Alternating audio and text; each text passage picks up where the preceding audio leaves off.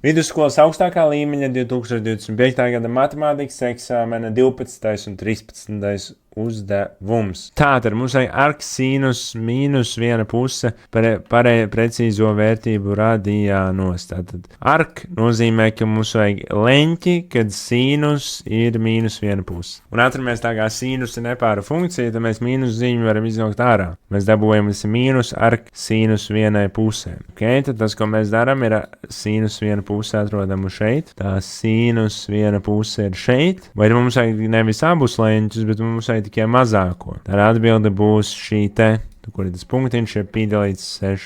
Un tad neaizmirstam priekšā ar to mīnuszīmi. Mīnus pi dalīts 6. 13. vēl ir tangents vienādojums. Būtībā tas, kas mums te pateikts, ir, ka tangents saka no 3. Ejam uz riņķi. Tangents as ir šī, saka no 3 ir šeit. Un tad, ja mēs vēlkam lejā, tad mēs dabūjam divus šos te punktus uz apli, kas ir pi dalīts 3, un tas pi dalīts 3 atkārtojas pēc puses apgrieziena. Pareizi. Tātad to arī mēs uzrakstam, ka šis te leņķis, kas ir iekšā tangensā, viņš būs pi dalīts 3 plus tas puses apgrieziens. Plus periods, ja, pi reiz n. Un tad mums vajag izdalīt visu ar 2, lai mēs tiktu pie x, jo tas ir tas, ko mums prasīja. Un uzdevums ir atrasināts.